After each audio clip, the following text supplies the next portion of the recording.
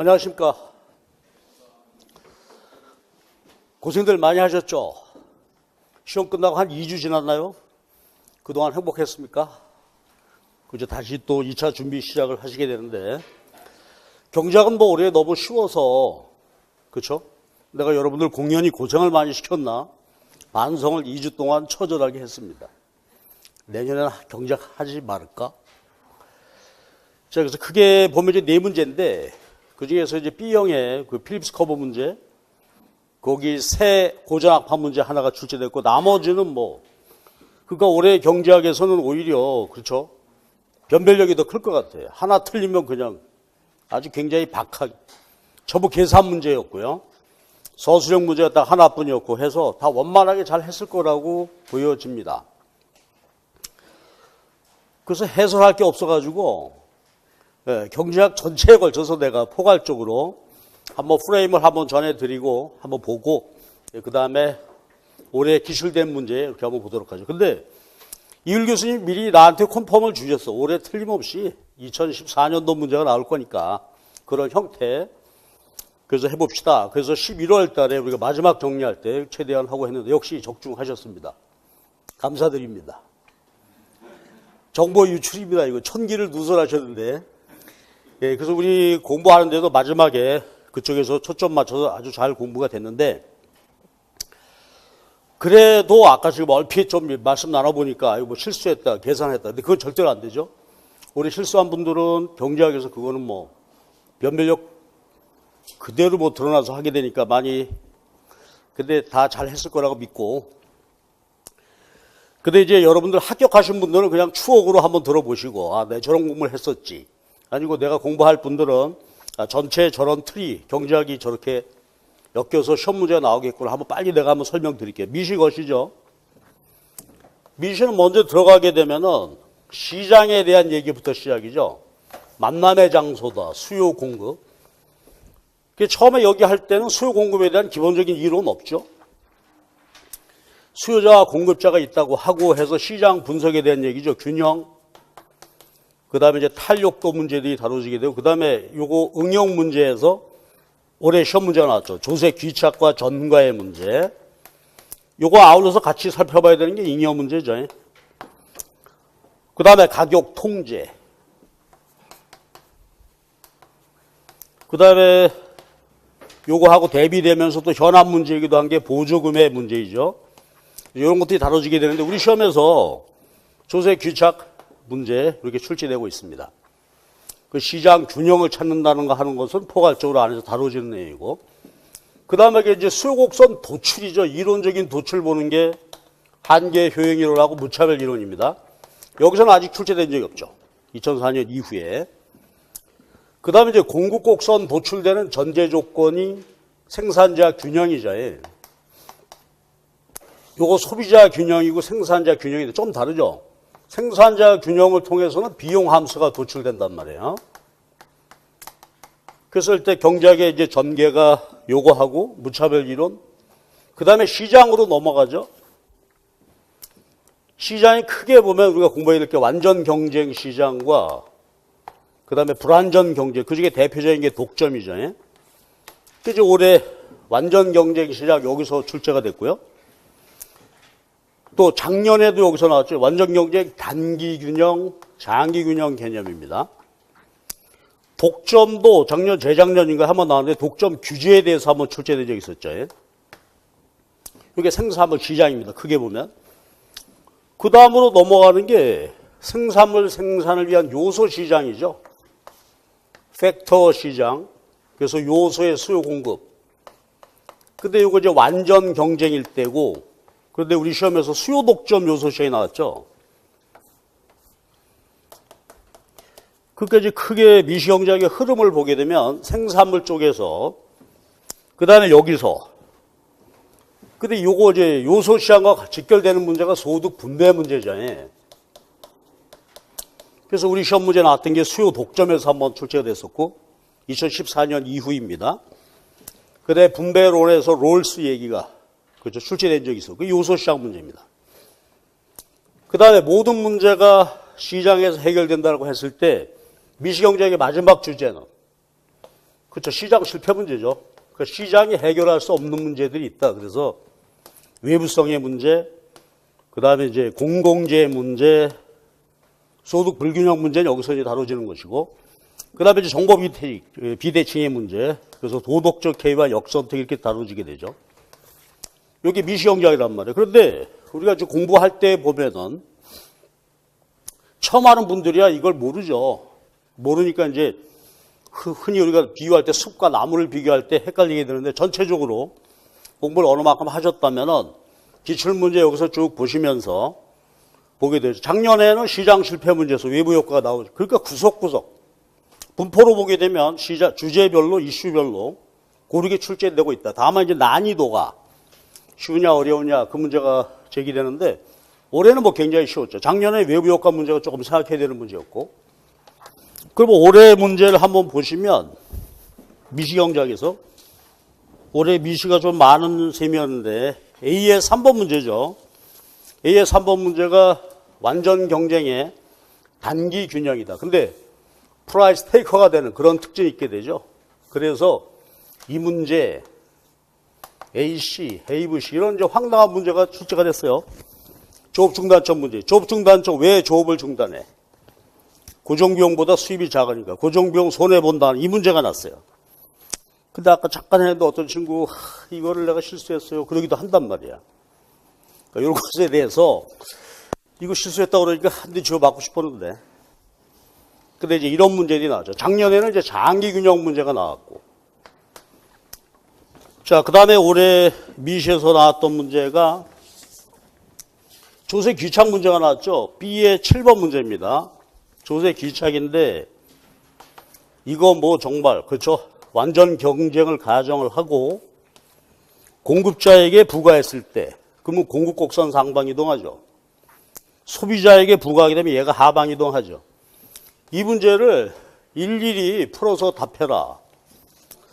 자, 이거 풀면서도 화가 났을 거예요, 여러분 아마. 그쵸? 이게 무슨 짓이냐 내가 지금. 그쵸? 1, 2년 공부해서 이 문제를 풀어야 할까? 근데 좀 서운한 문제였습니다. 이런 문제 정말로 성의 없는 문제였습니다. 교수님 죄송합니다만 출제 교수님한테 뭐 변별력도 없고 아무것도 아닌 문제 그런 문제를 더더군다나 5점짜리를 주셨어요. 감사합니다. 그래서 하여튼 이런 문제는 아는데 여기서 우리가 이제 하나 말씀드리고 싶은 것은 미시경제학에서 미시경제가 요게 맞죠? 예? 그래서 이렇게 나왔는데 보게 되면 아주 쉬운 게 출제가 이제 됐는데 특히 작년 것처럼 포함해가지고 전반적으로 얘기해보면 여기는 주제는 정해져 있죠. 근데 이제 문제는 이제 난이도의 문제다. 그 다음에 또 하나는 늘 제가 말씀드리는 게 그 사소하지만 계산 문제 연습이 반드시 필요하겠다.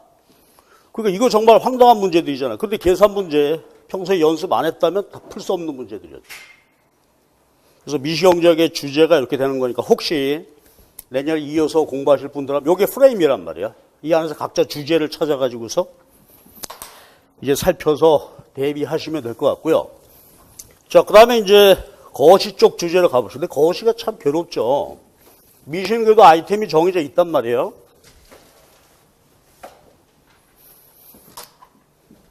거시는 기본적으로 이제 국민소득 결정을 다루는 것이니까 먼저 국민소득 개정 체계를 이해해야 되겠죠.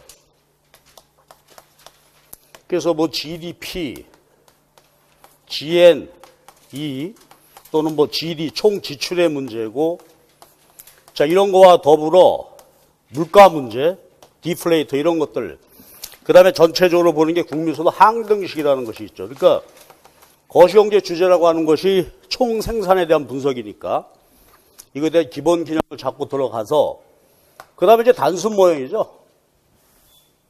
한 나라의 국민소득이 어떻게 결정되느냐. 단순 모형에서 그 유명한 고전학파. 그 다음에 이제 케인즈 단순 모형. 케인즈 오리지널기를 단순화시켜놓고 여기서 이제 다루는 것이 고전학파 모형이 뭐 세이 법칙 등등 자율적으로 조정된다. 요거 유효소 이론에서 단순 모형의 재정정책이 다뤄지게 되는데 올해 허망하게도 그렇죠? 그 승수 정액세 승수하고 이걸 다루는 단순 계산 문제가 여기서 이제 하나가 출제됐죠. 이게 단순 모형이고, 그 다음에 이제 거시경제의 프레임으로 보게 되면 화폐 금융론이죠. 여기서 이자율이죠. 그러니까 채권 시장과 통화 시장 상호작용을 통해서 이자율이 결정이 되게 되면 이게 유효 수요. 자, 여기에 영향을 주게 되니까 이걸 합쳐서 이제 현실화된 모형, 그게 AD, AS 모형이죠. 그럼 내용으로 보게 되면 먼저 ISLM으로부터 시작해서 총수요, 총공급 모형으로 넘어가야 되는데, 여기가 이제 우리 핵심이 되죠. 여기서 이제 뭐 단기 모형, 그 다음에 통화주약화 장기, 그 다음에 올해 출제된 게 여기죠. 새 고전 학파와 새 케인즈 학파의 논쟁이란 말이에요. 그래서 하여튼 뭐 모형 쭉 해서 한나라 거시경제학을 총체적으로 분석하는. 그 다음에 이제 거시경제 존재 이유가 뭐예요? 그렇죠. 인플레이션하고 실업 문제 요거 해결하는 것. 그래서 이게 연결되는 거죠. 요 두 개의 주제는 사실은. 그래서 연결 짓는 게 필립스 커브. 그래서 올해 요것과 요거 계산하는 문제가 출제가 됐죠. 그러니까 이게 거시경제학의 흐름이란 말이에요. 그러니까 여기서 이제 학파별 모형 같은 것도 관심을 가지고 정리를 해야 되겠고, 근데 거시경제학은 앞에서부터 논리가 쭉 정리가 돼야 되는 거죠. 그래야 여기까지 해서 완결되게 되는데, 올해 여기서 요거 하나만 좀 기존에 다루지 않던 장기 모형까지 나왔었죠. 통화주약파 장기 모형까지. 그래서 우리가 11월 마지막 고사에서 정확히 요 문제를 다뤘는데, 그건 통화주의 장기 모형으로 보통. 근데 요거 좀 나왔어요. 내용은 똑같은 거죠. 요거 좀 이따 다시 한번 설명드리도록 하고. 이게 거시란 말이에요. 그러니까 시험 문제 출제되는 거 보면 여기 인플레이션 실험 문제, 여기 모형. 그 다음에 화폐 금융론이 우리 시험에 출제되지 않고 있죠. 그리고 여기 문제. 그 다음에 항등식 문제가 아직 안 됐고. 그래서 그러나 이건 뺄 수 없는 주제입니다. 정확하게 요 프레임을 맞춰 놓고 핵심 주제들을 정리를 해가야 됩니다. 그 다음에가 이제 이어지는 게 국제무역이론하고 국제수지론인데, 뜻밖의 올해 여기서 출제가 안 됐죠. 여기 당연히 이제 주제가 출제돼야 되는 부분인데 출제가 안 됐습니다. 그래서 크게 보면 무역론에서는 비교의 판별하고 자유무역에 대한 얘기, 그 다음에 관세 문제, 크게 보면 이 두 가지고, 그 다음에 여기서는 환율과 개방경제하의 그렇죠 총수요 관리 정책, 이렇게 해서 이제 국제경제의 구성이 되겠죠. 그래서 보시면은 앞으로 이제 공부를 더 하실 분들은 이 프레임에 맞춰서 논리적으로 짜서 가야 되겠다. 그런 얘기인데, 이제 늘 강조하는 거지만 우선 기본적으로 볼 게 계산 문제부터 열심히 하고, 그 다음에 이론을 정확히 이해를 해서, 올해는 뭐 서술형 문제가 거의 없다시피 하니까 그렇긴 한데, 경제학 특히 논리적인 인과관계가 맞아져야 되겠죠. 그것이 맞춰서 서술하는 연습이 꼭 필요하다. 그래서 경제학의 아이템으로 보게 되면 사실 공부할 게 굉장히 많죠. 근데 올해도 보면 뭐 배점이나 놓고 보면 굉장히 작은데, 올해처럼 쉽게 나오면 그냥 편안하게 넘어가는데, 혹시 어렵게 나오면 얘가 그죠 크게 점수를 좌우하는 그런 것이 되겠죠. 그래서 프레임 올해 뭐 개별 문제 설명드릴 게 없어서 이렇게 얘기했고, 이것만 다시 한번 정확히 보죠. 근데 올해 경제학에서는 이게 4점짜리 문제에서 아까 계산 문제하고 요게 그러니까 2점인데, 여기서는 박하게 줬을 것 같아. 아까 이율 교수님 얘기했듯이 쉽게 나오게 되니까 아주 냉정하게 틀렸다. 2점이다, 1점이다, 뭐 제로 이렇게 줬겠죠. 여기인데, 요건 우리가 세고전압화 기존까지 출제된 적이 없어서 장기 모형 얘기하면서 이런 모양이 있다라고 얘기했어요. 그래서 우리가 9월, 10월 할 때도 얘기를 했었는데, 기억나십니까? 필립스 커브 문제죠. 그 다음에 AD, AS 모형의 문제인데, 여기 수요가 있고, 단기, 그럼 먼저 통화지 장기부터 한번 생각해 봅시다. 통화지 장기 모형은 거기 우리 문제를 보시면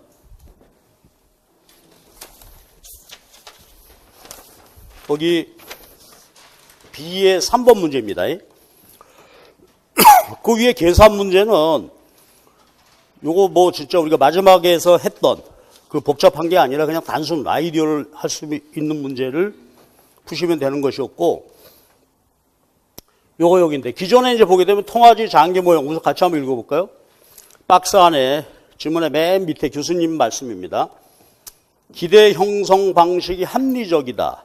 그럼 여기서는 뭐죠? 기대 형성 방식이 장기 모형에 있어서는 적응적 기대죠. 과거 정보만 가지고 하는 것이고, 그 다음에 경제 주체가 신뢰한다. 정부 정책을, 경제 주체는 정부를 신뢰한다. 여기 돼 있었는데, 원래 여기는 뭐죠? 경제 주체들이 어떻게 됐어? 단기에 적응적 기대하다 보니까 단기에는 오류가 발생되죠. 근데 장기적으로는 어떻다고? 그 단기 오류를 장기적으로는 수정 가능하다 이거죠. 그래서 에러 커렉션 모델을 그랬죠. 그러니까 적응적 기대한다. 과거 물가 정보를 가지고 예상을 하되 장기에는 수정한다. 그래서 다르죠 이게. short run AS하고 long run AS가. 그러니까 단기적으로는 어때요? 수요가 변화하게 되면, 그렇죠? 수요가 증가하게 되면 이쪽으로, 감소하게 되면 이쪽으로 효과가 있는데, 근데 장기적으로는 물가 예상 잘못되는데 수정 가능하게 되니까 수요 변화에 따라서 공급이 움직이죠. 그래서 단기적으로는 노란 점으로 움직이는데 장기적으로 보면 어때요? 그렇죠. 자연 산출량 수준에서 물가만 변화하고, 그러니까 얘가 수직이 됐단 말이에요. 그러니까 필립스 커브가 롱런 필립스 수직이 되는 거죠. 그런데 지금 우리 시험에 난 거는 뭐지? 세고전 악파를 얘기해요. 우리 시험에서 처음 났어. 이쪽으로는. 그럼 거기 뭐라고 되어 있냐면 기대 형성을 어떻게 한다? 합리적으로 한대요. 그러니까 이건 뭐겠어요? 미래 정부 정책까지 감안해서 그러니까 단기에도 실제 물가를 정확하게 예상할 수 있다는 얘기죠. 그리고 또 하나 중요한 게 정부는 체계적 안정화 정책을 써야 된다는 얘기죠. 체계적 안정화 정책을 쓰면 우리 국민들은 정부를 어떻게 돼? 신뢰하게 되죠. 이 두 가지가 어우러져야 돼. 우리들은 합리적으로 기대해서 단기적으로도 정확히 예상하고, 그 다음에 정부는 우리의 믿음을 저버리지 않는 거지. 그럼 체계적 안정화 정책이라는 건 사전에 예고한 대로 그대로 한단 말이에요. 그러면 이제 모양이 어떻게 돼요? 모형이 어떻게 달라지나요? 단기 모형에 있어서는 단기적으로 효과가 있고 장기적으로 없다. 그런데 세고전압파는 어때요? 자, 이걸 전무로 해도 그렇죠? 이게 우리가 기존에 AS라고 하고 주어져 있어요. 그러면 지금 여기서 있는 것처럼 정부가 개입하거나 아니면 경기 변동에 의해서 수요가 변화할 때 지금 여기대로 해볼까요? 정부가 긴축 정책을 썼다 이거야. 예고하죠. 그러면 미리 움직이죠. 어떻게 움직여? 우리 정부는 예고했으니까 꼭 그대로 하겠구나. 그래서 어떻게 돼요? 물가가 내릴 것이다 라는 것을 정확하게 예상할 수 있다 이거지. 그럼 어떻게 되는 거예요? 예상 물가가 내리게 되니까, 그래서 우리가 논리적으로 이론적으로만 보면 임금 인상 요구 폭이 작아지게 된다. 그래서 결과가 얘가 증가하게 되죠. 우측으로 또는 하방으로 이동하게 된단 말이에요. 그러니까 점선으로 내가 해놨는데 얘가 이렇게 이동하게 된다 이거지. 긴축 정책 쓸 거다 예고를 듣고 예상해서 이렇게 움직여가고 미리 갔어요. 미리. 그리고 예고된 시점에 가서 정부가 어떻게 돼? 긴축 정책을 썼죠. 그러면 결과적으로 보면 어떻게 돼? 얘가 단기에도 수직이 된다는 얘기. 똑같은 논리죠. 똑같은 논리인데, 그러니까 이제 장기 모형은 단기에 오류를 범하다가 수정한다. 얘는.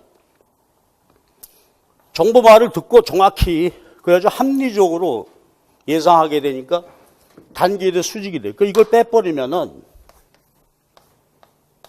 수직이 되고, 수요 변화는 어떻게 돼요? 물가만 변화하고 변함이 없게 되지. 그러니까 필립스 커브도 이제는 단기 필립스 커브도 수직이 되는 거죠. 그러니까 요 두 점을 연결해 보면 여기서 왔다 갔다 하는 거예요. 자연 실업률은 변함이 없고.